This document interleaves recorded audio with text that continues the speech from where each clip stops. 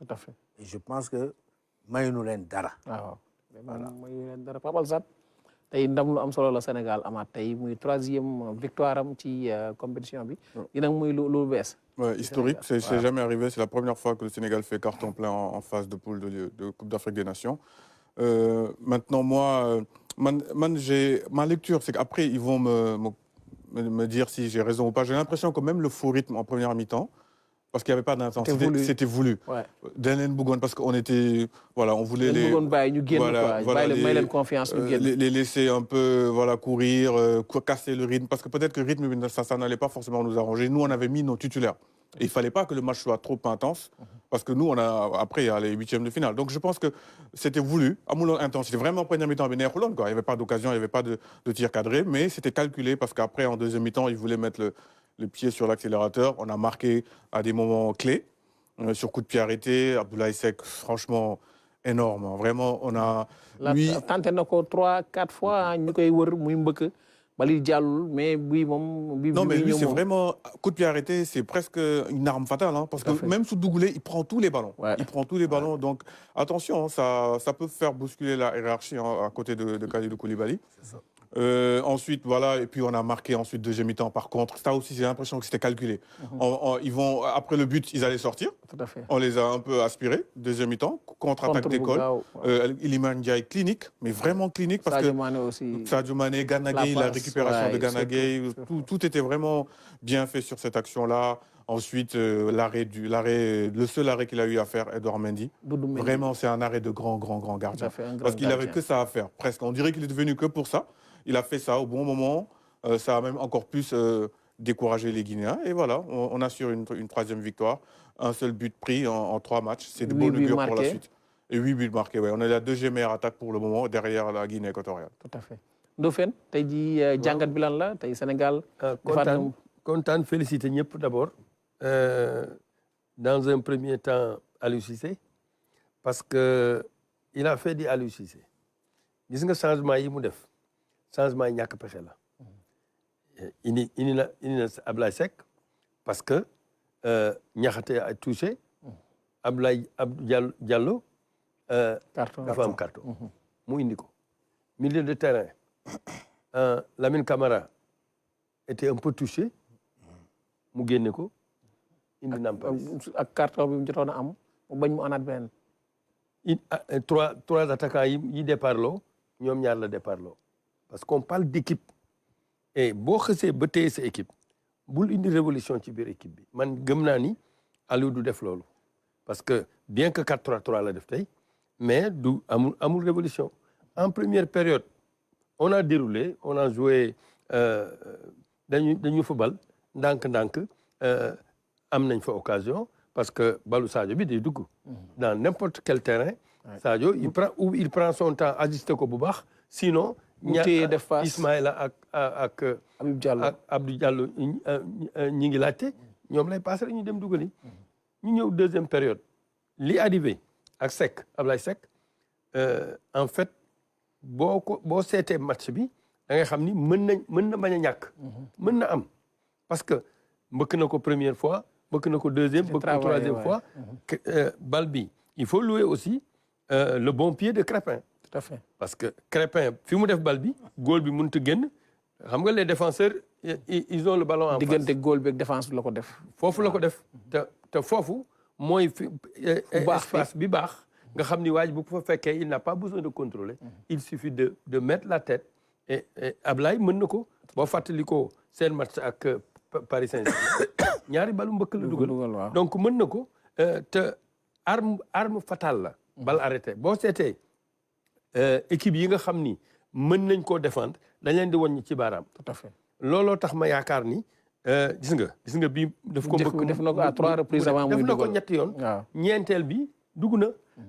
nañ ko waajal te ñun ci yoon bu ñu amee bal arrêté danger la war a nekk pour équipe bi parce que dañu am taille. Tout à fait. À partir de ce moment avec le pied de Crépin parce que moom il a un bon pied. Tout à fait. Jacobs a un bon pied. Lamine Camara mën na ko donc bu ñu boolee ñaar yooyu ci yoon ñun bu ñu amee balle arrêtée danger la war a nekk pour équipe adverse. Tout à fait Diagne tey Jacobs un peu nerveux ah. waaw tey waaw. un peu nerveux Jacobs xawoon na yaram bi xawoon na tàng tuuti. ndax gars yi dañ ko doon provoqué tey. dañ ko doon provoqué effectivement. tey démb ne woon nga bu ñëwee dañuy jaar rek jàll te dafa mel loolu lañ def de. non c'est que xam nga gars yi ñuy footballal dañoo xamul ñun fi ñu jaar.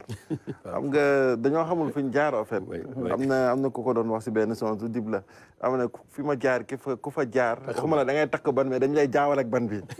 ñun jaar nañ foo xamante ne c'est-à-dire que tey aujourd'hui soo xoolee Sénégal ni muy footballee en fait quelle que soit l'adversité bi ngay indi ñun dañ lay jàng ba nga xamante ne dinañ la contenir déjà. mi-temps 75 minutes 0-0 sax bul jàpp ni match bi jeex na. sànq Ibrahima Mbow mu ngi koy wax mu ne le Sénégal marque beaucoup de buts.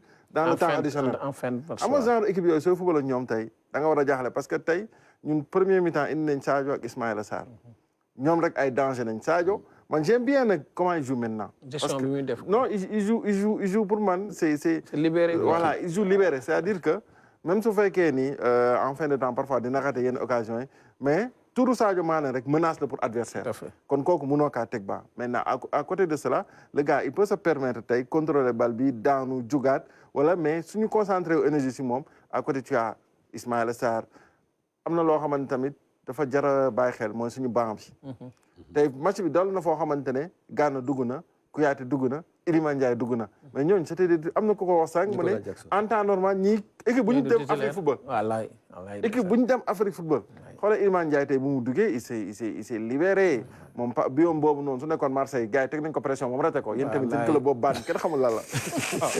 wax naa ko fi ñu ne bay Marseille seen club boobu kenn xamul lan fexe leen ba booyee suñu delloo bu leen di wax ni ñoom ñoo leen teg pression yéen la non ñun ñoo leen di Marseille leen di teg pression wala ñu aal leen Aliou Cissé do Sénégal da ko soxla ba tey voilà c'est ça quoi donc doon na joueurs yi nga xamante ni ku si dugg rek da ngay xam ni dañoo xiif en fait mu doon benn esprit d'équipe bu ñu jar a rafetlu gëm naa ne tey Sénégal doon na match boo xamante ne dugg rek da ngay yaakaar ni mooy titulaire non yow tey xoolal récupération kii bi par contre tey voilà Gana bi parce que tey Guinée premier mi-temps Naby Keita il nous a fait mal waaye gaañ rek la fa nekk woon. waaw mais xam nga en fait expérience la joué non non dafa jeexal am nga joueur bu jeexal mooy sa morom romb la nga teqatal ko. mais expérience la joué en fait parce que Guinée tey match yooyu noonu. en fait jéem a bokk rek ñoom enjeu bi daf leen di dépasser ñun on joue pas avec certaine pression mais ñoom dañuy imposer pression bi. parce que voilà tout le contexte dañuy doon jàpp rek Naby da doon jàpp rek. Naby ne la woon new aussi bu ñu war a noter ci équipe bu Guinée bi. ils ont fait 7 changements. ça transforme quand même le contenu. Et la fluidité du jeu. C'est la raison pour laquelle gars yi versé woon un peu dans la provocation. Parce que ils étaient venus pour provoquer. ba ñun ñu xaw a sonn ñu doogay indiwaat équipe bi quoi. Mais ça n'a pas marché parce que quand même. c'est une équipe maintenant disons très expérimentée qu'ils ont trouvé un peu sur place. ñu wéy ci sunu kaan ba tey ginnaaw match bi bu mu jeexee ñi nga xam ne ñooy entraîneurs yi di Aliou Cissé ak Kaba Diawara dem nañ ci li nga xam ne moo di conférence de presse bi ñu teewlu leen. Forcément une grosse satisfaction, satisfait de mes joueurs, satisfait des garçons. On a eu une très bonne préparation depuis le 29 décembre. Vraiment, on est ensemble. Nous savons que c'est un groupe très compliqué. D'ailleurs, beaucoup disaient que c'était le groupe de la mort. La malédiction, comme on dit, du champion. Donc aujourd'hui, je pense qu'en 3 matchs, on a pu montrer que on était capable de ne pas dormir sur nos lauriers, malgré qu'on est champion d'Afrique. Mais comme je le dis, vraiment satisfait du rendement sur ces 3 matchs-là. C'est vrai qu'on s'est amélioré quand même depuis 2 ans sur beaucoup de domaines. Les gens se posent toujours la question de l'inefficacité de mon équipe. Aujourd'hui, sur cette CAN-là, effectivement, en 3 journées, nous avons marqué 3, 6, 8 buts. Donc c'est un bon ratio.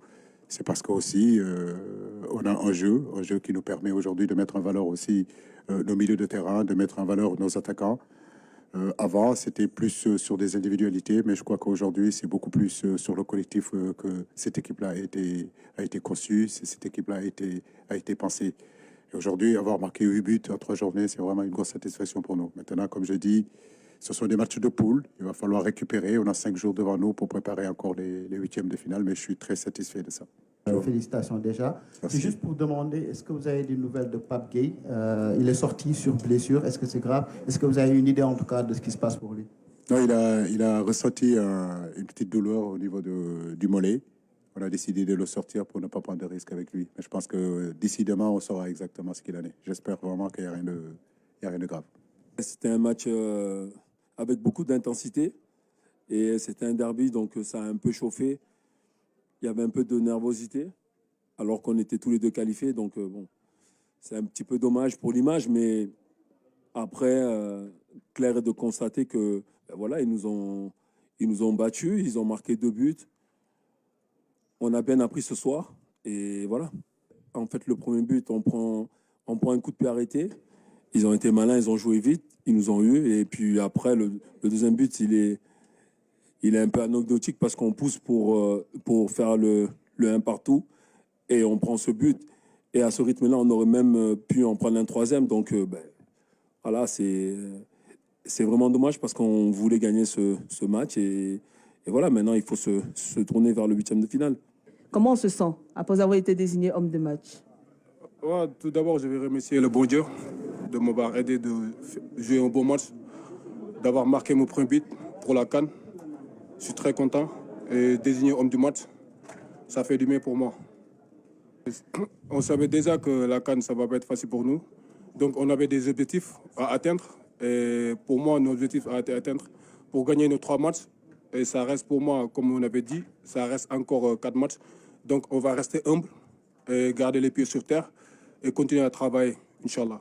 Merci beaucoup, champion, et félicitations encore.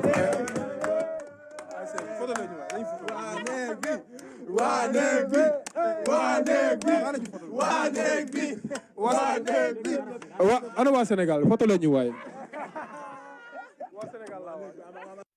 mu nekkoon Abdoulaye Seck doon yëkkati moom nag moom mooy homme du match bi yëkkati na ay kàddu ci kàllaamay wolof moom ak Cheikh Kouyaté ñu teewlu leen.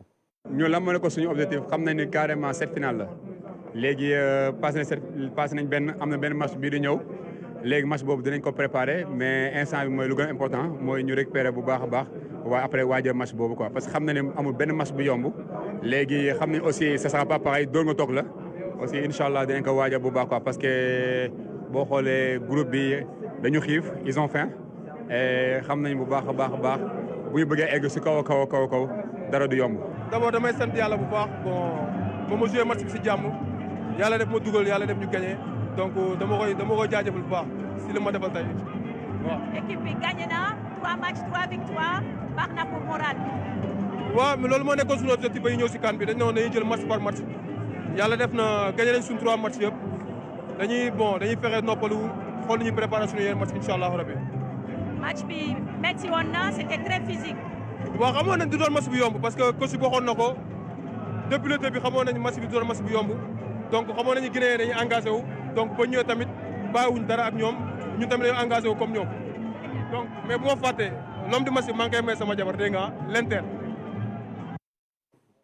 Ablaye wax dëgg rek. Ablaye wax dëgg de. kon muy nee na Ablaye Seck benn xarit nee na pour la première fois ñi am di match bi doon jigéen. comme may na ko jabar ji may na ko jabar ji waaw loolu moom nag bu ginnaaw sénégalais yi nag ñi nga xam ne ñoom ñoo di Guinée yi tamit yëkkati nañ ay kàddu ginnaaw match bi leen Sénégal gagné ñu teewlu leen. On a bien commencé le match. Malheureusement, on a concédé un but sur coup de pied arrêté. Et c'est vrai que ça a débloqué le match pour le Sénégal. Après, voilà, ça reste une bonne équipe, ça reste une équipe redoutable, ça reste quand même le champion d'Afrique. Et puis voilà, ils ont une bonne équipe. Ils ont gagné aujourd'hui. Félicitations à eux et nous on va se concentrer sur notre parcours et essayer de faire du mieux pour les prochains matchs. Vous savez que bon, avant le match on était qualifiés, mais gagner c'est toujours mieux. On n'a pas pu le faire aujourd'hui. L'objectif c'était de se qualifier et puis on va aller à fond jouer ces 8e de finale. Ils se sont bien battus, on s'est bien battus. Je trouve que dans l'ensemble on a plutôt bien défendu jusqu'à ce coup de pied arrêté. Le Sénégal n'arrivait pas à trouver la faille et a réussi à trouver la faille sur le coup de pied arrêté. Et il y a des choses à améliorer comme partout. Mais je trouve que dans l'ensemble, on a fait un bon match, on a été courageux et je reste fier de mes coéquipiers. kon Salam dégg nga ko gis nga kàddu yi nga xam ne surtout joueurs sénégalais yi yëkkati nañ ko mu nekk kàddu yoo xam ni gagné nañ mais da ngay seetlu ba tey di sérieux bi ak concentration mi ngi des ba tey ci ñoom. mais boo gisee organisation bi moi je suis vraiment content du discours et de la sérénité de Aliou parce que c'est l'entraîneur qui lance l'environnement du discours. Il y a des maîtres mots yi nga xam ni moom mooy définir axe bi donc joueurs yi ñëw dañ ciy jaar martelé ko et quand tu entends joueurs yi li ñu wax renforcé par le discours de l'entraîneur, parce qu'un entraîneur aussi, c'est un discours. Une suite logique là. Suite logique là. Bi ci des mooy ambiance bi vestiaire yi di dégager. Tout à fait. Tu vois, jeu bi, kaf bi, ree bi, c'est une famille. Parce que c'est une équipe qui gagne un match. Et lii nan ka sant Yàlla, parce que quand il y a une ambiance, quand il y a une difficulté, gars yi serrer la ceinture, après ñu exploser. Ça, c'est une équipe qui vit bien. Et tant que ñu ngi tenir loolu, bon, amul siisante, amul coup fourré, amul dara, bon, Yàlla mën nañu quand même sortir dans la compétition. Et Yàlla nañu Yàlla jàppale quoi. Moi, je vais abonder dans le même sens. Parce que ce qu'il dit, je voulais même le dire. C'est-à-dire, image bu ñu gis Abdoulaye Seck en conférence de presse et que nit ñi ñëw fekk ko foofu avec des trophées. C'est la première fois qu'on voit ça à la CAN. Tout à fait. Chaque match am na homme du match. Mais benn sélection amul genre. Homme du match ñi ñëw célébrer ko parce qu'ils sont contents pour Abdoulaye Seck. Il est pas. ñu ne waa néeg ba quoi parce que ñii ñoo nekk chambre 310 ñi nekk 311. ñu ne waa néeg ba tey ñoom la jagleel. Voilà. Donc vraiment, il y a une très très bonne entente et ça c'est important parce que compétition ça peut être long. Ça peut être presque, c'est un mois presque. Donc il faut que voilà cette image là, mais elle est magnifique quoi. Ça c'est l'une des images qui va rester hein, dans. La chose la plus importante sax mooy si li nga wax mooy Sénégal à chaque fois suñu ñëw stade da ngeen remarqué yeneen sélection yi suñuy ñëw dugg stade dañuy fecc. mais les joueurs suñuy dugg stade dañuy concentré wu.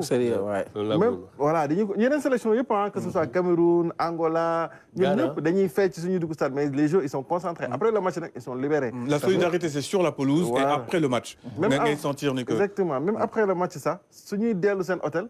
dañ leen di accueillir avec voilà waa ok dañ leen accueillir mais du temps que ça ils sont très mesurés. Tout à fait. Très concentrés sur en fait dans les émotions en fait. Tout à fait. nekk dans cette de manière extentatoire quoi. Awal Sarr yow bi nekkoon Guinée nan nga jàngate tey discours Kaba Diawara bi avant et après le match. Bah il a changé, il a retourné sa veste parce que avant le match il disait oui. Je suis pressé de jouer contre le Sénégal et de les battre. Et après là, il fait presque un constat, un aveu d'échec.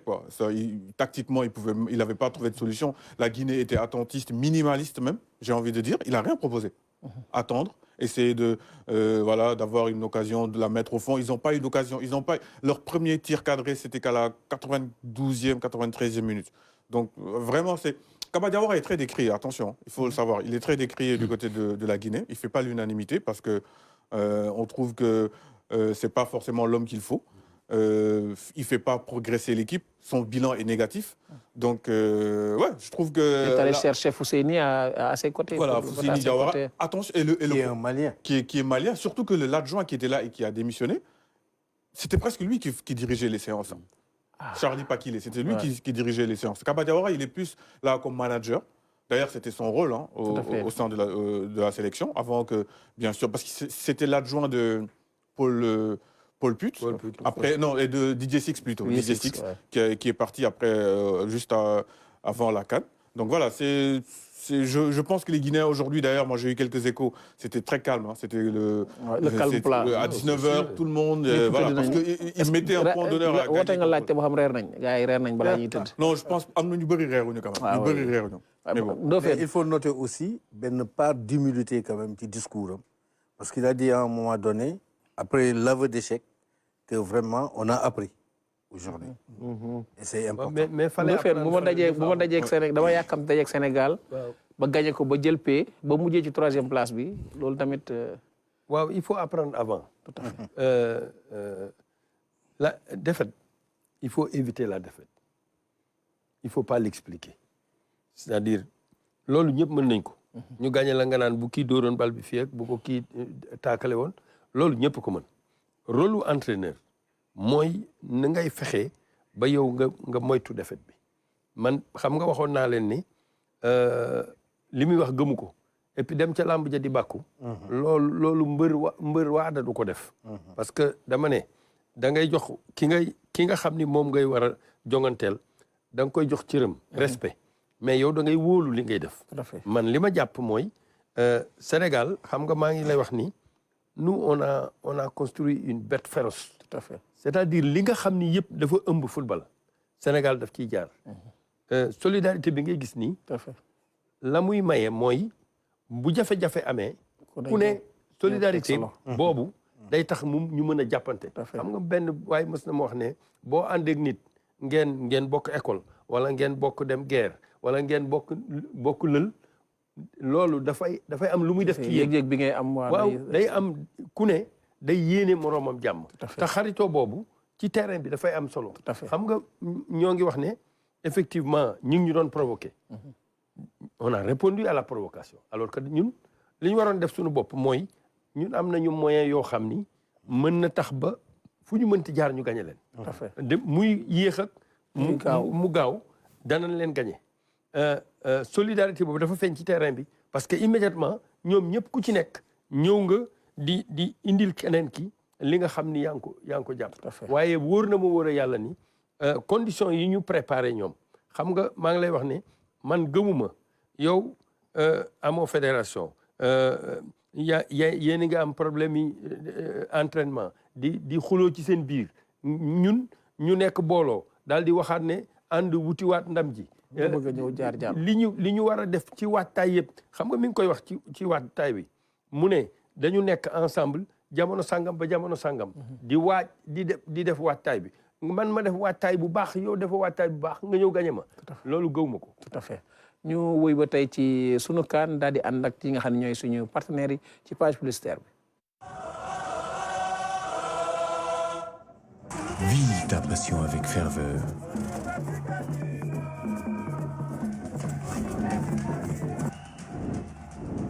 Ressens chaque action. Avec ton instinct de vainqueur,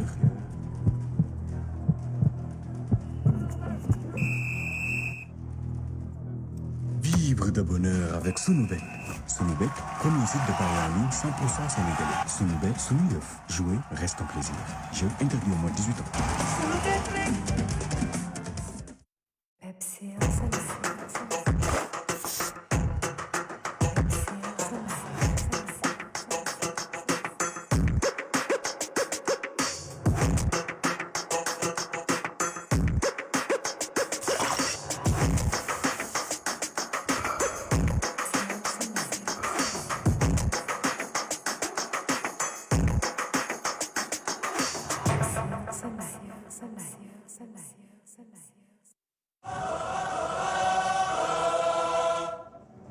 RTS kon di jaajëfal partenaires yi muy àndal ci Coupe d'Afrique bi bokk na ci état du Sénégal Sunubet Kirène Pepsi Port autonome bu Dakar Orix ARTP Adowa L'Écran TDS Promobile la Banque islamique du Sénégal Sénico Promoville BND Sénélec Air Sénégal ak SONES Sénégal numérique Sonam Assurance Sonatel Orange Sen'Eau la Banque Atlantique Institut Polytechnique de Dakar IPD HD Industrie Sablix Immobilier Total Sénégal CCBM Industrie la Banque Agricole Media Center la Vache qui rit Noélie Juice Africa Global Logistique AGL Expresso ak SD Consulting Fan Zone ginnaaw loolu dañuy woy ba tey ci sunu kaan daal di dem fi nga xam nag mooy ca Yamoussoukro fekk ji suñu envoyé spéciaux yi nga xam ñoo fa nekk daal di wax ak ki nga xam ne mooy El Hadj Thierno Dramé El Hadj Thierno Dramé ñu ngi lay nuyu.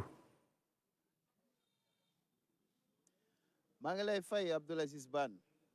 Sénégal gagné nga may costume dóor cravate tey moom victoire bi ngay woy di feete ba léegi nii. Non, costume cravate bi c'était avant parce que tey dañu ne bu ñuy dem stade il fallait que ñu duma leen ci terrain bi duma leen ci tribune également donc. waaw tey jii lan lañ mën a jàppaat ginnaaw Sénégal bi mu daanee équipe bi nga xam ne moo di Guinée lan lañ gën a mën a jàppaat tey jii ci qualification Sénégal bi nga xam ne lu historique la ak ndam li nga xam ne Sénégal am na ko tey jëmale ko ci li nga xam ne moo di Coupe d'Afrique bi. Waaw bon je pense que li ñu mën a jàpp bëri na déjà historiquement c'est la première fois Sénégal bi mu dalee dem CAN ba léegi mu dajale ñetti match de groupe yëpp gagné ko ensuite en termes de buts marqués 8 buts en phase de groupe loolu je pense que gulet ñu gis ko ci Coupe d'Afrique des Nations 8 buts un seul encaissé et puis on marque de partout premier match bi gis nañ ko ce sont les milieux de terrain qui ont marqué deuxième match bi ce sont les attaquants on avait souligné difficulté yi nga xamante ne ñu ngi koy am ci li nga xam ne mooy balles arrêtées yi tey suñu premier but si balle arrêté le ñëwee. Ensuite, le deuxième but, c'est en transition. Récupération au milieu de terrain, ñu jox Sadio, mu daw lancer Iliman Ndiaye, mu dugal. Donc, vraiment, ce que li ñu mën a tirer comme leçon en termes de jeu, moi, que le Sénégal, machallah, est fort dans tous les compartiments. On produit du jeu, voilà. Moment yi ñuy dugal sax parfois parce que Kaba Diawara fàttali na ko moment bi ñuy poussé pour égaliser ci lañ leen dugalee deuxième but comme ça a été le cas contre le Cameroun moment bi Cameroun nekkee ci temps forum le Sénégal dugal xam nga. Donc vraiment en termes de jeu, en termes d'efficacité, en termes de plein de choses, c'est côté bobu, en termes d'histoire, je pense que le Sénégal a marqué les esprits. Bon, les Tidessak, moi, effectivement, il fallait gagner pour terminer premier du groupe, Dafnenko, mais surtout rester ici à Yamoussoukro parce que l'autre tamit dafa am solo xam nga en termes de logistique nga war a déplacer wu li nga indi woon yëpp ci ay bagages nga war ko yóbbaat déjà le temps que ngay ñëw jël say repères. Tout ça, c'est des choses ça compte dans une compétition.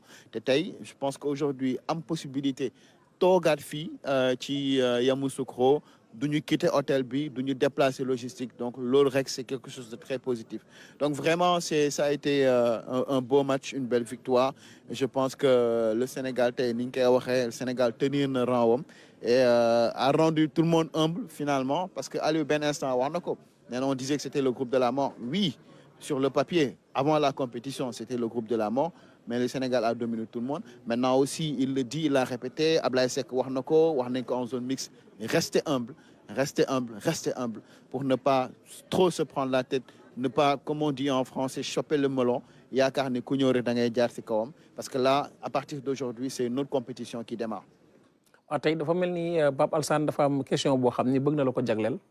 Oui, bonsoir Thierno. Moi, je voulais savoir, est-ce que de là-bas, comme toi tu es plus proche, ou vous êtes plus proche de la tanière et du staff, est-ce que vous pensez qu'il y a des préférences, il y a une préférence plutôt par rapport à l'adversaire en huitième de finale? Parce que ça peut être la Côte d'Ivoire, mais ça peut également être un adversaire dans le groupe F qui peut être la Zambie ou la Namibie. Est-ce que il y a des rumeurs, des indiscrétions sur la préférence du Sénégal en huitième?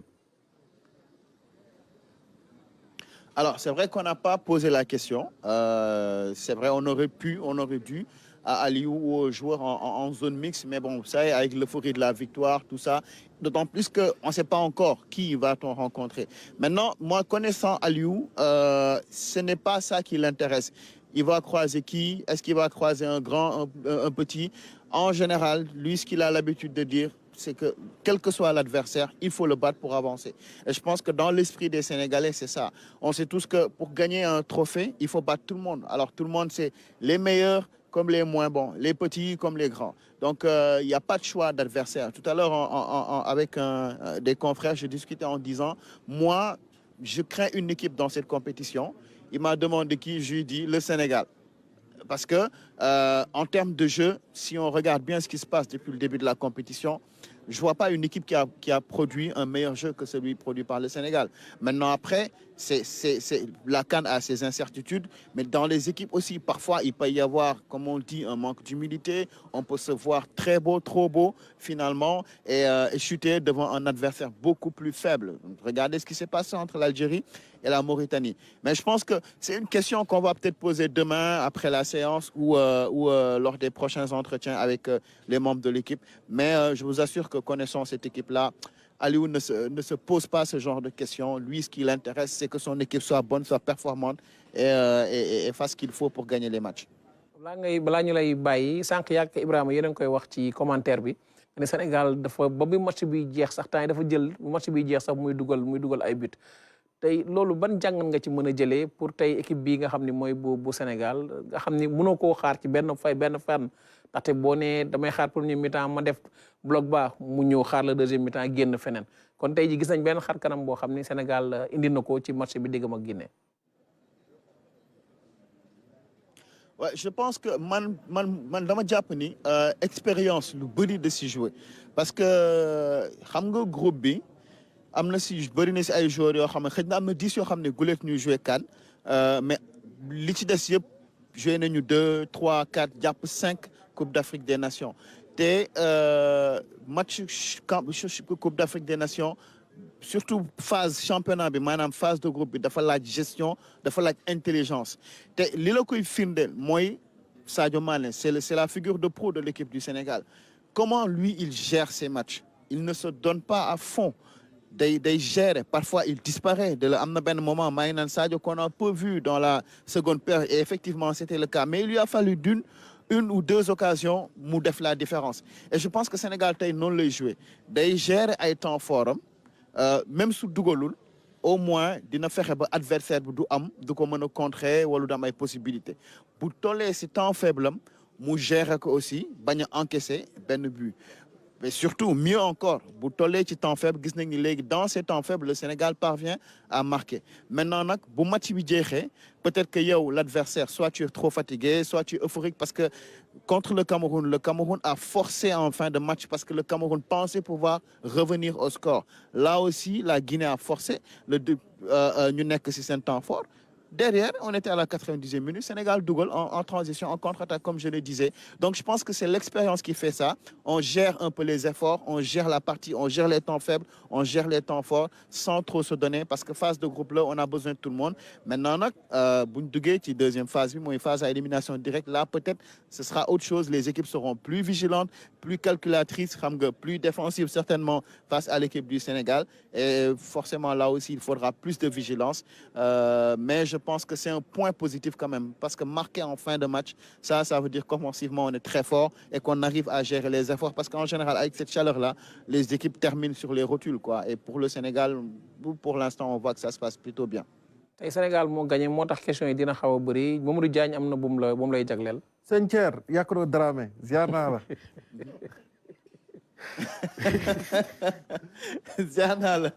Non mais en fait man sama question sànq am na benn instant may dégg ngeen doon wax ni ci commentaire bi on entend les supporters sénégalais, on a l'impression de jouer à domicile en fait, parce que d'ici on voit beaucoup de personnes qui vont là-bas à Yamoussoukro, même ceux qui se permettent d'aller de revenir en fait. On joue à domicile ou bien c'est quoi? Ouais, y a beaucoup de Sénégalais en tribune. Ñi dëkk fii rek déjà Yamoussoukro, machallah yàlla def na ils sont très nombreux. Ñi nga xam ne dañuy jóge Abidjan, plus maintenant tout le contingent bi nga xam ne dafa jóge Sénégal. Et puis il y a des Sénégalais yoo xam ne dañoo passe ñi jóge France, ñi jóge beneen dëkk, ñi jóge ñëw individuellement ñëw pour fekkee li nga xamante ni mooy Coupe d'Afrique bi. Ensuite, après, nous, on se sent vraiment à la maison parce que même les Ivoiriens, boo gisee, il y a une relation particulière bu dox seen diggante ak Sénégalais yi. Donc, du coup, dañuy jàppale si match bi. Après, maintenant, je dois quand même préciser que moment boobu, effectivement, on pensait que c'était les Sénégalais, mais c'était les Burkinabés. ñoom ñoo doon show bi ñu yëgee ni seen équipe mi ngi dugg si bus bi ñoom ñoo mi ngi dugg si plutôt si stade bi. Mais globalement, entre le 12e Gaïndé, Ale Casa, Lebougui Gui, le 12e Gaïndé local, les Sénégalais individuellement pris yi nga xamante ne dañuy passer seen bopp ak ñi ñu fi fekk ak aussi la grande famille, je vais le dire comme ça, ivoirienne bi jàppale. Franchement, bu ñuy jouer fii à Yamoussoukro, on a l'impression de jouer à domicile à Dakar. Elhadji Thierno Dramé ñu ngi lay jaajëfal bu baax di remercier bu baax équipe yi ngeen àndal yëpp ba permettre ñu tey jii. Non, on a gagné, on a gagné. Essa, faut nga dem Sadji bi. Am na gars yi Sadji bu ñuy def foofu. Soirée supporter yi. Bàyyi leen ñu tëddi rek. Dañoo tas fi mu toll nii. Surtout waaw ñu bàyyi leen ngeen dem dallu ji ba ëllëg ak jàmm jaajëf ngeen remercier ñu tamit nuyul ñu gars yëpp ñi ngeen àndal ci nga xam ne mooy envoyé spéciaux yu RTS foofu ca Yamoussoukro di leen jox dig daje kon ba ëllëg incha allah. kon Elhadji Thierno Dramé ñi leen di jox au taquet comme d'habitude. Inch'Allah jaajëf merci beaucoup ñuy jox kon dig daje ëllëg ñoom Elhadji Thierno Dramé Ibrahima Mbop Saralou Ya ki nga xam ne moom mooy di Sabassi Faye ak Massiré Faye Eumeu Fall li nga xam ne ñoom ñoo nekk ak Anta nga xam ne ñoom ñoo nekk fi nga xam ne mooy ca Yamoussoukro lépp loo xam ne daal ñu ngi fay taataane ñu koy dégtal fii nga xam ne mooy ci rajo télévision sénégalaise ñëwee ba tey ci sunu kan ak nga xam ne salaam dégg nga sànq Thierno li mu wax kon mu am information yu am solo yoo xam ne ak jàngat yu am solo yu ñu def surtout ci équipe bu Sénégal bi. Mais parfaitement, je pense que Thierno def na le tour de la question. Tout à fait. ñoom tam ñu ngi leen di jaajëfal bu baax. parce que vraiment il nous apporte toutes les bonnes informations. Bon moom laa doon wax au début ñu jara sargal la et surtout ñi nga xam ne aussi duñ leen gis ñu yenu bagage yi di ànd ak ñoom. Je pense que aujourd'hui Sénégal machallah quoi. Parce que une équipe c'est beaucoup de paramètres. Tout à fait. Et paramètres yëpp aujourd'hui ku si nekk yaa ngi rivaliser d'ardeur.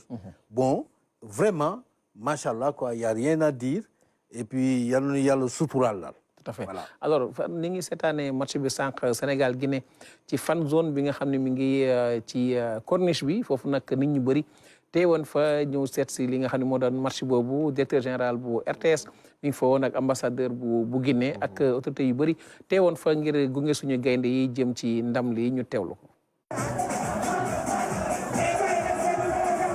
mbégte ak bànneex la ñuy gis ginnaaw bi arbitre bi sifflé fin du match nag supporters yi nag ñu daal di wone seen mbégte nag ginnaaw bi nga xamante ne équipe nationale bu Sénégal muy gaynde yi nag daan nañu ñi waa Sili bu Guinée. Non, franchement, au début, je m'ai découragé parce que je me disais qu'ils se relâchaient un peu. Mais à la seconde période, franchement, on est dans une bob.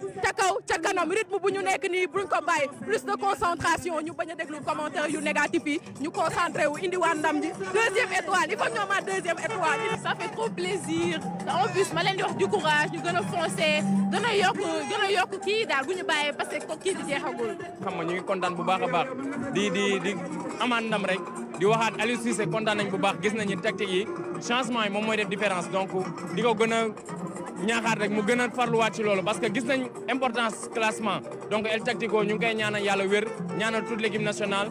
fan zone yi nag RTS moo ko sumb tey nag ñu am benn invité bu am solo bi nga xamante ne dafa ñëw seetaan match bi muy ambassadeur Guinée bi nga xamante ne mu ngi fii Dakar mu ànd si ak directeur général bu RTS muy di Racine Talla. ci biir match bi nag gis nañu ambiance bi nag bëri na bi ñu dooree match bi ba ni mu jeexee nag ba tax na nag nit ñi tamit ñu ngi rafetlu li ni mel rawatina ñi nga xamante ne ñooy supporteru Guinée yi ñëwoon teewee match bi. gayndew Sénégal nag ñu am ñetti ndam ci groupe bi nga xamante ne moom lañ bokk mu doon lenn loo xamante ne mbégte pour supporters yi. RTS nag muy jox rendez-vous ñi nga xamante ne ñooy supporters yi ci fan zone yi nga xamante ne daf ko sumb ngir Coupe d'Afrique bile mu mel nii nag moom mu ngi ñaan saa su ne Sénégal mu am ndam. ngir ñu mën a dem ba jëli beneen étoile. jërëjëf kon Moussa Mané ak ki nga xam ne moo di Mbara Ndiaye teewaloon ñu fi nga xam ni mooy ca corniche ba ca fan zone ba di remercier bu baax it directeur général bu RTS bi nga xam moo fa teewoon tey ci li nga xam ne moo doon match Sénégal Guinée bi di remercier Diagne ñoom Patrice grand Patrice Sané ñoom Patrice ñoom Bamba Kassé saa yu RTS defee fan zone fa la ñuy nekk xumbal ko di dalal nit ñi foofu fan zone bu neex waaw bon kon da nga invité waa Pape Alassane mu ñëw fa Pape Alassane moom nee na du dem fan zone ndax bu demee ñu gaye non voilà du dem fan zone waaw day ragal mais en tout cas moom léegi maa ngi diggante corniche place de la nation foofu lañu jëm sax place de la nation ak fan zone bi nga xam ni am na fa ñu teewlu it li nga xam ne moo di reportage bi leen fa jagleel. À chacun sa partition à la fan zone de la place de la nation. Le comité des supporters Allez Casa assure l'animation durant 90 minutes sans interruption. Chez le public, la concentration est au maximum avec une grande confiance quant à l'issue de la rencontre dès les premières minutes. On va gagner. On a une équipe qui peut bien gagner le coup. Donc, j'ai pleine confiance.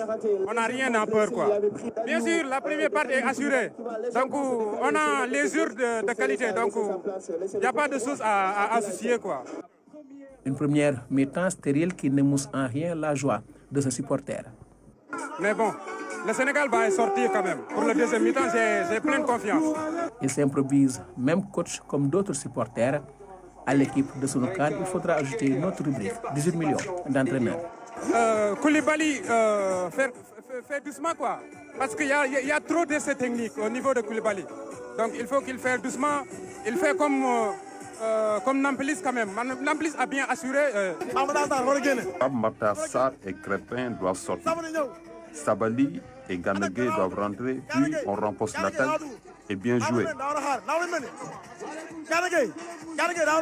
Le milieu de terrain est désordonné, si tu vois bien. Nampalys Mendy, il fait trop de fautes. Non, et même Koulibaly, aujourd'hui, on ne le reconnaît pas. Aujourd'hui, on ne le reconnaît pas. Il joue mal, quoi. Il faut qu'il pose le ballon et qu'il joue, quoi. C'est ça que je vois. Au coup de sifflet final, joie immense du public, entretenu par la sonorisation et la chorale vert et blanche. Le compte est bon pour ce supporter. Alhamdoulilah, c'est ça qu'on attendait. Quand tu domines une équipe, il faut le montrer. Quand tu es champion d'Afrique, il faut montrer que tu es champion d'Afrique. C'est ça que le Sénégal a montré aujourd'hui. Et nous félicitons toute l'équipe nationale, tous les joueurs qui sont bien, qui ont donné tout. Au nouveau marié de la tanière, les supporters demandent préparation pour le 8e de finale. On le demande de le mettre pour le 8e de finale, Inch'Allah Rabbi. Mon joueur est un grand attaquant. On s'en rendra compte au fur et à mesure de la compétition. Il a soufflé un air de carnaval à la fan zone de la place de la Nation, comme si Mardi Gras avait sonné avant l'heure. Cette fête est prévue le 13 février 2024, mais avant, le 12e Gaïndé souhaite l'anticiper le 11 février sur cette même place. mu nekkoon kon ca place de la Nation fi nga xam ne mooy di fan zone bi ñu fa doon amal feneen foo xam ne te xumaloon na lool muy ca Matam kër ñoom Mori Diaw la Ibrahima Pape Diédhiou demoon seetaani match Sénégal Guinée bi ñu teewlu ko.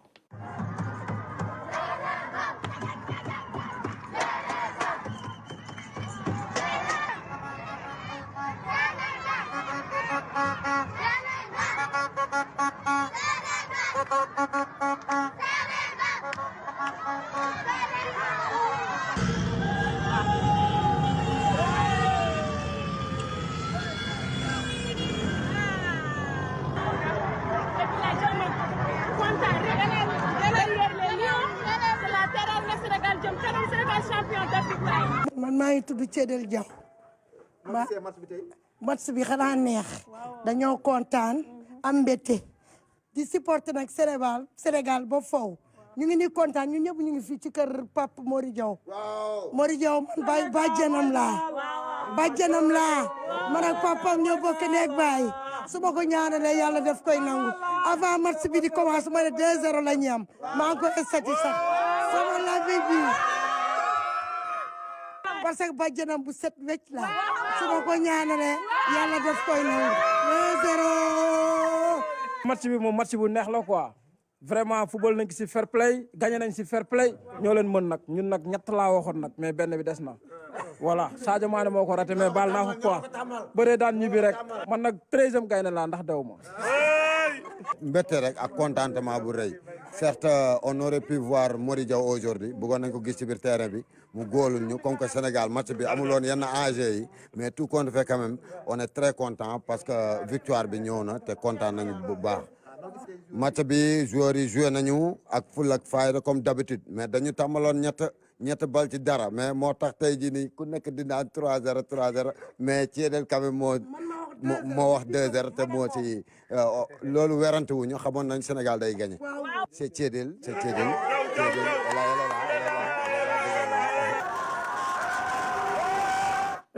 mu nekkoon kon lu am solo Pawal Sane lii dafa am solo fan zone yi nit ñi demul ñi nga xam ne ñi ngi Sénégal ba tey gis nga kenn ku ne bu équipe nationale de football da ngay génn wane sa mbëggeel ci équipe bi wane sa mbégte it bu gagné. Pawal Sane génn. mais su ma gënulee mais man. loo def Diagne loo def Diagne. non man Diagne kay xamal laa ko def quoi mais xam naa ku mu koy booleel man xam lii dafa am solo. dafa am solo kay bien sûr parce que bon enfin ndam dafa neex li nga ko doon wax façon ndam moom dafa neex quoi donc du coup après surtout quand on va dans le secteur des joueurs qui jouent dans l'équipe nationale du Sénégal. Là, en l'occurrence, c'était chez le papa de Mori Diaw. Donc, il y a encore plus d'effervescence, quoi. On est enjaillé, comme disent les Ivoiriens, pour rester dans le contexte CAN, quoi. Donc, ouais, non, ce sont de belles images qu'on aime voir. Et chaque fois qu'on le fait, devenu dick. Donc, ñu wéy di ko def comme on dit. Ndofène gisaguñu waa Bambey mais lii am na solo. waaw moom boo seetee équipe nationale. teg ñi yóbbu Bambey. c'est le Sénégal en miniature waa Bambey ñu ngi leen di xaar. te ginnaaw gars yi di jubilé foofu. waaye nañ gaaw rek moom li nga gis Matam di ko gis fu nekk. loolu moo am fu nekk ci réew mi. wax dëgg yàlla dëgg neex yàlla. et day gën a jox xale yi xadar. parce que ndam dafa neex. boo seetee sax Sénégal fi mu ne koo gis kanamam day leer. da ngay rendre compte ni kii dafa kontaan. lii daal yàlla na fi sax. Michel maanaam tey Sénégal moo gagné bu leen neexee toog ba fajar. beneen. waaye nag day metti rek. tout à fait nañu may rek ko kii rek. dem dal lii tey gisaan nga image yi tey yow yaa ngi woon Obélisque. wala place de la nation. gis nga tamit corniche la fa am. gis nga ay Matam ak réew mi yëpp. gis nga tey Sénégal buy football kenn du toog sa kër ñëppay génn wane sa mbégte. man tey bu may génn j'ai pris le terre après j'ai vu nit ñëpp sol maillot en fait. après ñëpp sol maillot. nga sentir que ñoom déjà ils ont cette fibre nationale quoi. tout à fait nga dem place de la nation nit ñi nekk fa di supporter voilà c'est de beaux moments de football en fait loolu lii mooy sport en fait lii mooy football. si nakar ak si bànneex parce que y a des moments yoo xamante ne y a des moments de stress et d'angoisse. Voilà, mais surtout, ce qui m'a marqué, moi, fan zone corniche, il y avait beaucoup de Guinéens. Il y avait beaucoup de Guinéens parce que bon, déjà j'avais invité ambassadeur, mais il y avait beaucoup de Guinéens. C'était très fun, c'était très cool. C'est là le match d'Al. Contrairement à certains superstitieux. Donc, c'est un superstition beau moo tax ñu gagné. donc superstition koo xamante ne moom day dox ay kilomètres ndax superstition. non saa yi keroog dama premier match Sénégal dama jóge ville. dox ñëw fii ñu gagné. deuxième match ma jóge waat ville doxaat ñëw tey bu fekk ma université te ma ne ci maa dox. caa ma non distance bi bokkul ak bu ville bi. tey ngaa wóolu Aliou Cissé rek wóolu leen Aliou Cissé. après ma ne wóolu naa wóolu nañu Aliou Cissé commencé wóolu Aliou Cissé. wóolu Aliou Cissé quoi bàyyi ko mu doxal. loolu kay kenn waxal ko beneen défaut bi tey ci Coupe d'Afrique bi. mooy élimination Algérie. Mauritanie qualifié. ci historique tamit loolu moo am tey Salam. tey Algérie daal ñu ngi koy xool ci image yi nii Algérie daal Mauritanie da koo daan benn bal ci rab biir baa ngi nii. bii baa ngi nii. Mais bravo à la Mauritanie, c'est une grande première. Je pense que quand même, victoire bi peuple mauritanien mérité nañ ko. Parce que depuis un certain temps, vraiment, ñu ngi progressé bu baax. Et le nouveau entraîneur, maa ngi big up aussi. Vraiment, sunu compatriotes yi nekk ci équipe nationale. Khadim Diaw tey titulaire. Jeune frère Abdoulaye Seck. moom moo nekk seen analyse vidéo. bon sentir nañu un peu touché. bon ñu ngi koy big up di big up Khadim Diaw. di big up également. Khadim Diaw c'est ancien de génération foot. mais c'était notre latéral. Pape Ibnou Ba. donc ancien de la Linguère, ancien du Stade de Mbour. voilà donc pratiquement il y a la main. Niass gardien bi dëkk Kaolack. voilà des Sénégalais. donc transfuge de nous. mais vraiment. Machallah pour le peuple mauritanien bon il y a une continuation bu baax. Maintenant tremblement de terre là. waaw pour Algérie. Pour Algérie quand même. Mais man li ma ci jàngat mooy que quelque part aussi coach bi moo leen di xaw a distraire. tout à fait parce que dañoo accès lool. seen performance yëpp ci arbitrage. VAR ak arbitrage toujours les faits de jeu.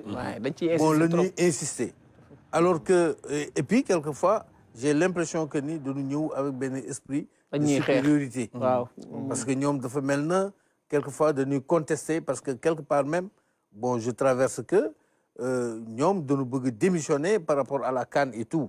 Déjà état d'esprit boobu rek bon da leen di manquer l'eau de concentration alors que le football a changé. Tout à fait. C'est des équipes disciplinées, c'est des équipes joueuses, hein, c'est des équipes organisées parce que aujourd'hui il faut être professionnel pour aller jusqu'au bout. Tout à fait. D'ailleurs c'est la raison pour laquelle Aliou Cissé mi ngi rappelé humilité parce que son objectif du génn premier tour du gagner 3 matchs ñun son objectif c'est de ramener beneen étoile. Donc atteindre gunu son objectif. Tout à fait. Mais seulement maintenant il faut assurer en y allant. Tout à fait. Voilà. Pape Alassane Algérie depuis CAN 2019 finale bi mu dóore Sénégal Algérie gagnewul ci Coupe d'Afrique. maanaam ñaari Coupe d'Afrique amu ci victoire. lan mooy problème Algérie. Moi, je vais rebondir sur ce que M. Lam a dit. D'abord, le premier problème, c'est bien sûr l'entraîneur qui, je pense, dépollue l'atmosphère. Parce qu'en fait, limite, avant les matchs, il se plaint. Après les matchs, il se plaint. Pendant les matchs, au Cameroun, de vous donner Pelosi Bahoul. Bion, il a reconnu d'ailleurs après le premier match que Pelosi Barna, mais après il va se plaindre de l'arbitrage. Voilà, à peu près. Il y a une lettre, ni rejouer le match contre Burkina. Ça distrait, comme il a dit, les joueurs, parce qu'ils se disent qu'en fait on est victime d'injustice au lieu qu'ils se concentrent. Bah, pareil, même en conférence de presse, il est hautain. Il se crêpe le chignon tout le temps avec les journalistes, même algériens. Par exemple, là, à la fin du match, pour ceux qui nous critiquent, sachez que nous, on a gagné la coupe du monde arabe, qui n'a rien à envier à la CAN. Ça c'est, bah oui, ça c'est très maladroit. Il est mauvais perdant. Moi, je préfère m'attarder sur vraiment Amir Adbou, le sélectionneur. Parce que déjà, c'était le premier à qualifier les Comores. Comment on ramenait. Il déclarait même forfait pour les éliminatoires de la Coupe d'Afrique. Voilà, et c'est grâce à Amir Adbou qu'ils ont joué leur première Coupe d'Afrique. Après Mouniou, d'abord il est allé au FC Nouadhibou. Il a fait de bons résultats après Fédération Bidjelko. Et c'était quoi l'objectif? Qu'il se qualifie pour le Chan. Nous qualifier les Chan, parce qu'ils étaient au Chan, la Mauritanie. Après, pour se qualifier également, nous qualifier les Coupe d'Afrique. Nous devons préparer gagner pour la première fois de leur histoire des phases de poule. C'est vraiment quelqu'un qui travaille, qui ne parle pas, qui est très humble, qui ne se plaint pas. Donc c'est sur des coachs comme ça que les futurs coachs africains doivent prendre exemple plutôt que sur des coachs comme Belmadi qui est vraiment très hautain quoi. Ndofène tey jii Algérie daal dajaat na lam dajoon ca 2021. ñu ngi koy daj di ko dajaat ngir te fekk soppiwul doxin yaakaar naa ni la mu yaakaar du ko am. parce que Belmadi Sénégal daa soppi doxin. soppi doxin waaja dolli ci sangal yang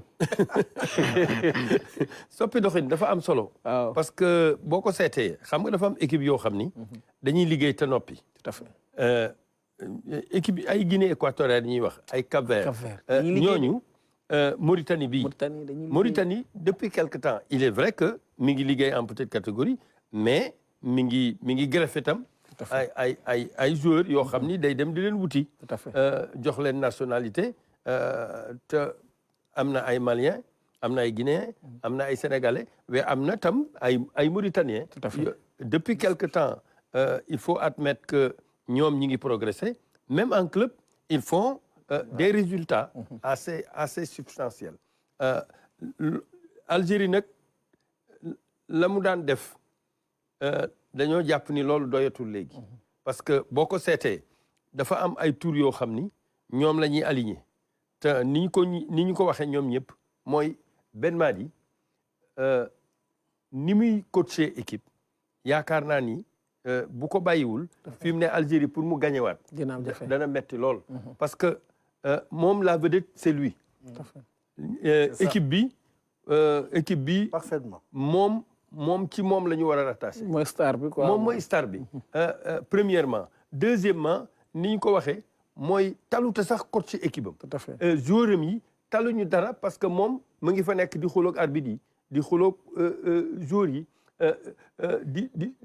di ŋàññi ñenn ñi ni ñu ko waxee day polluer environnement bi avant match bi pendant le match après le match même buy dem point de presse da ngay seetlu ni xuloo la fay jële de toujours dafay jële xuloo te lu tax mu fay jële xuloo mooy moom dafa jàpp ni moom mooy vedette bi parce que effectivement mës na gagné coupe d'Afrique mais am na ñu bëri ñu gagné coupe d'Afrique waaye ba mu gagné coupe d'Afrique ba léegi phase finale mu gagnétul benn match te bii yoon tam looloo ko dalati te li tax mu koy dal di ko dalaat mooy damaa jàpp ni d'abord dans ses choix tactiques premièrement deuxièmement dans le choix des hommes parce que équipe boo ko dul irrigué day inhibé. tout à fait te lii dal na ko tey mais bu ñu soppiwul doxin. day continuer di dem.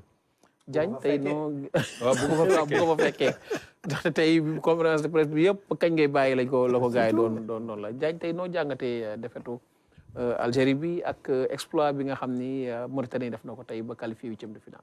Franchement Mauritanie à part am rond-point Barada franchement.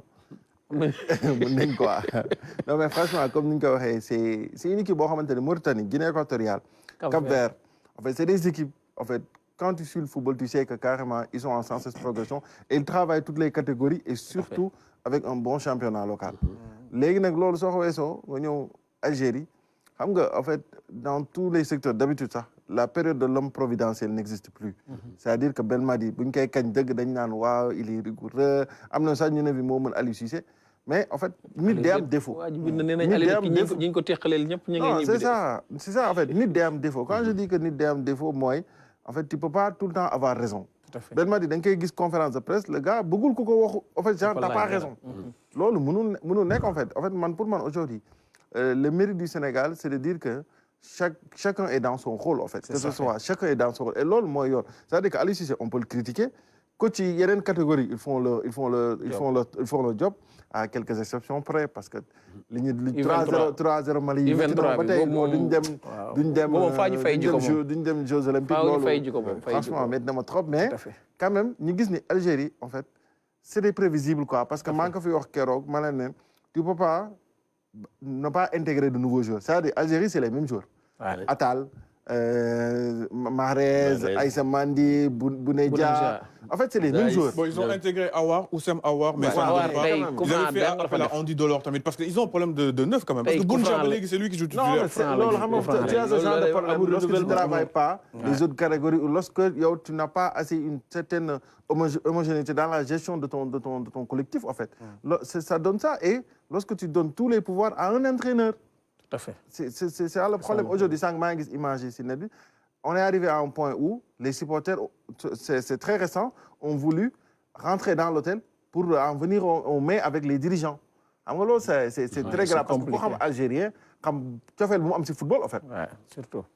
ñu woy ba tey ci li nga xam ne moo di sunu kaan daal di jël li nga xam ne moo di tablette yeeg téléphone yi smartphone yi daal di dem ci li nga xam ne moo di CANnet.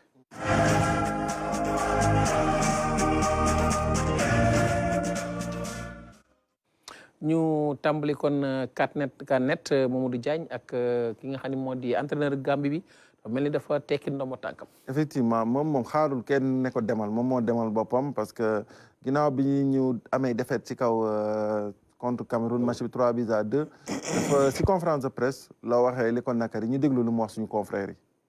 Depuis 5 ans et demi au Gambie, on a réussi beaucoup ensemble, mais il y a un temps de partir. J'ai toujours un contrat pour plus de 2 ans, mais mon sentiment a dit c'est le temps de partir. J'ai informé la présidente quelques jours passés, mon team manager a informé quelques semaines passées, et j'ai informé aussi mon capitaine avant.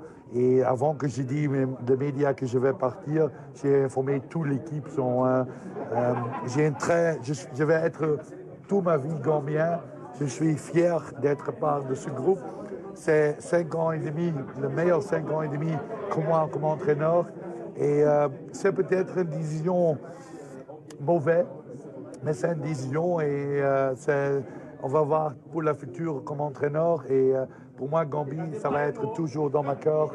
Et je veux remercier pour tout le peuple, le président, toute la fédération, mon staff, tout le peuple, parce que ce sont 5 ans et demi fantastiques. Et peut-être c'est mieux que de partir maintenant que je vais partir quand c'est vraiment mauvais. On a joué fantastique. On est comme Tom Saint-Fit, di entraîneur bu Gambie, tekki na ndombo tànkam mu salaam. Mais un entraîneur agréable sur sa zone. Un entraîneur très tactique, parce que Gambie est également un egg. Un communicant hors pair. Mais cette communication-là, mais vraiment, c'est exemplaire. Tout à fait.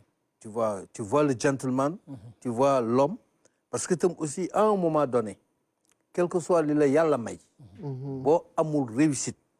Parce que l'équipe nationale, il faut gagner. Bon, gagner, il faut débarrasser, il faut gagner, il faut mais là, Haroul Ken Diko pousse, mon mettre à l'aise tout le monde. Tout à fait. Mais vraiment, c'est des exemples à suivre et c'est dommage. Et je sais Douma Bert, Benin équipe, Djulko, il ne faut pas chômer. Parce que quand même,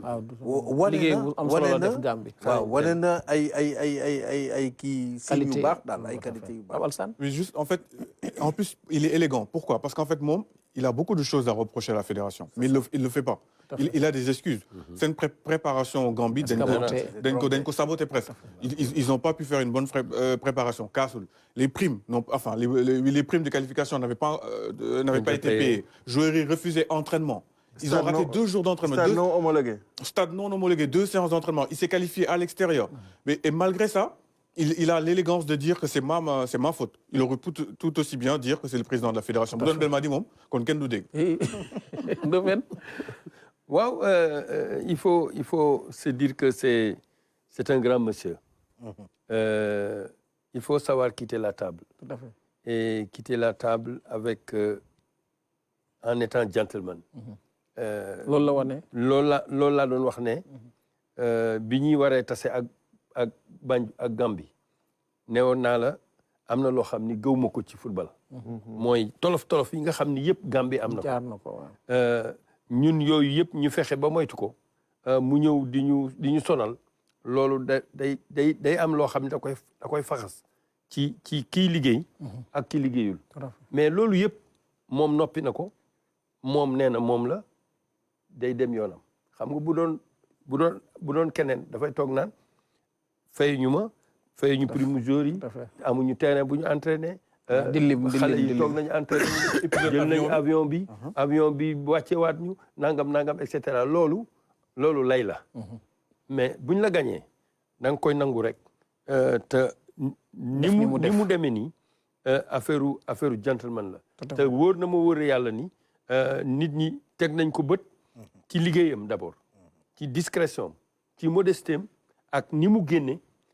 te ñëpp ci nga xam ni ñi ngi toppatoo football xam li xew yëpp Banjul mu noppiwaale ko dem loolu wax dëgg yàlla dëgg nax yi c'est à mettre à son crédit. tout à fait Diagne ñu woy ci beneen bi Eto'o lu mu doon def ci vestiaire Cameroun. Eto'o daa kontaan xam nga Cameroun dafa bëri extra sportif. parce que avant match bi xaw nañu. joxante ay Touba Dakar de. non avant match bi tiitoon na te en plus si image bi la veille du match ministre des sports dafa ñëwoon rendre visite joueurs yi. et sur les images. En fait, il n'y a pas Eto'o. Sur les images, il n'y a pas Eto'o, en fait, parce que le ministre des Sports, gouvernement d'accord ou un choix, Rigobert Song. En fait, il y a une querelle, en fait. Lolo, c'est dafa doon lu flagrant. Ñi gis image Eto'o après match bi mu dugg ci vestiaire yi sans faute ak ñoom.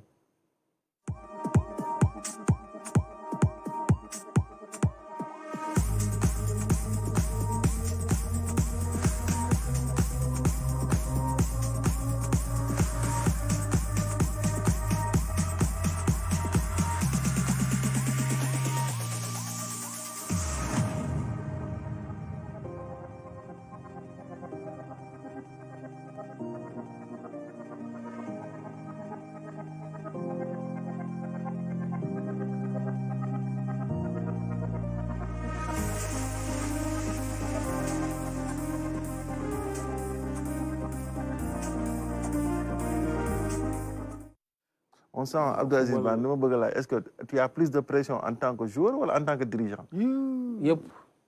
yëpp da ngay am pression yow comme que supporters yi toog fii doog ñu am pression ba duñ génn seen kër yi. Eto'o il a l'air dafa mel ni su qualifié wul woon toogoon match de poule c'est pire que Belmadi. non dina mettre trop dina mettre trop surtout que coow li am bi ñu changé góol ni Ondowa muy góol am na fa coowul mu am ci diggante moom ak nga xam ne moom moo di Onana. Image marquée parce que la première fois bu mu xamee Eto'o ba léegi mu jooy.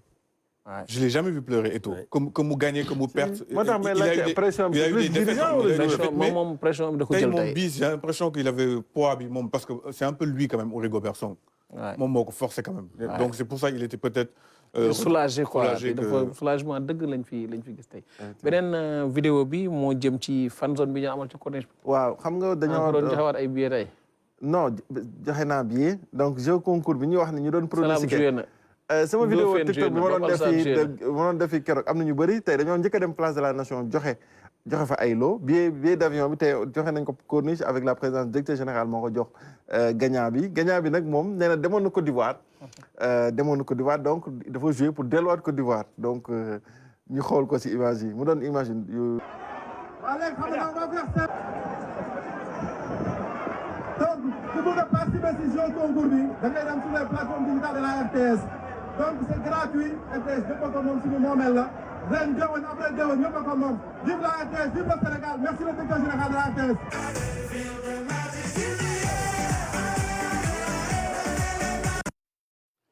ñun de dinañ ko wax TG. dañ ko wax de doo tax duñu bàyyi ñu joué dañuy joxe résultat balaa ñuy dem fii ñuy joxe score comme ñëpp Pape Alassane.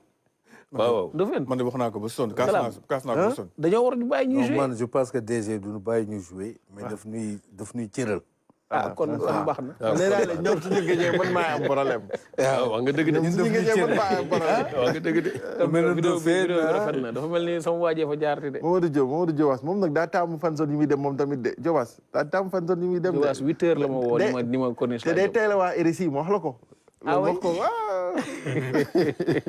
voilà ñu wëy ba tey ci jeex na de jeex na c'est bon merci ñu wëy ba tey Salam bëggoon laaj rek def projection ci adversaire u Sénégal kan la wax Sénégal war a mën a am jëm ci 8e de finale. bon man vraiment maa ngi koy wax parce que ñu ni mën nañu am possibilité am groupe A c'est-à-dire Côte d'Ivoire le meilleur 3e.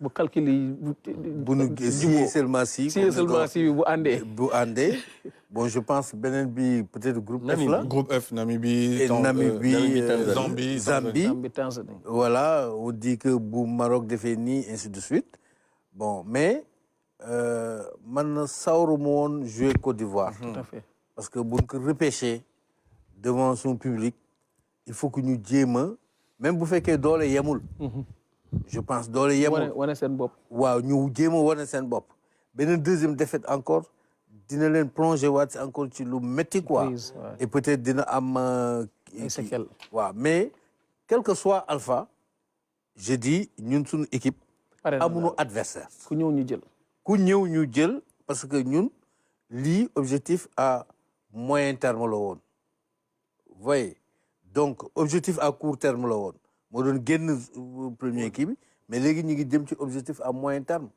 objectif final bi nag moom mooy gagner du coupe donc dara waru noter quel que soit l'adversaire ñun pare na. waaw Alassane yow koy. Ouais, mais justement c'était d'où ma question en fait parce que je pense qu'on gagnerait beaucoup à éviter Côte d'Ivoire.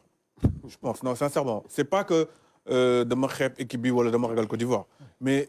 équipe bu ñu repêché. non mais c'est que pays hôte la quoi. on va laisser des forces. mais pays non mais depuis Gambie moom ñëpp la ragal boobu. non mais tant que maa ngi ragal daal ñu ngi gagné. c'est une bonne chose non mais attends pour être sérieux par contre attention Côte d'Ivoire c'est une bête blessée hein. C'est-à-dire qu'il faut pas lui faire parce que leen doo 4-0 que suñu leen amee. bon en tout cas man je préfère jouer contre Zambie. Contre Namibie, on sera plus supporté dans le stade que ñoom que dem jouer contre Côte d'Ivoire. Non, attention. man la daaw ñu ngi ko doon wax ci Cameroun naan Cameroun lañu gënoon Égypte lañu gënoon a bëgg que Cameroun ku ci ñëw damay jël. man mënuma am 9 points dugal 8 bi koo xam dañ koo repêché. non mais ñu motali la ay points pour nga ñëw nga taxaw fii naan ma dama koo ragal. non mais man da nga ma laaj ma ne la je gënaluma. avec immunité bi yëpp mais ça veut pas dire que on va pas les battre wala on sera même favori tu vois mais je préfère jouer contre groupe F waaw groupe F bi boobu quoi moo gën. kon bëggoo Côte d'Ivoire génn daal.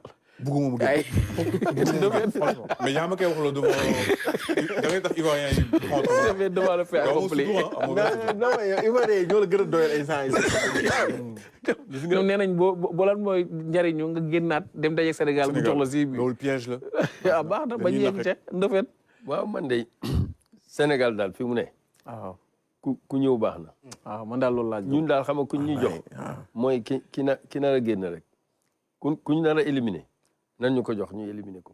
parce que ñun daal yaakaar naa ni dañoo tàmm bu Sénégal di tase ak benn adversaire ñun ni ñu koy présenter comme une montagne. tout à fait naan gis nga kii ailier ba bu jàppee fii arrière ba nangam et cetera et cetera waaye li ma lay wax rek mooy dëgg waaye non seulement on a un projet clairement expliqué et dans l'exécution on évalue au fur et à mesure gis nga Aliou Cissé day corriger ba match bi tas.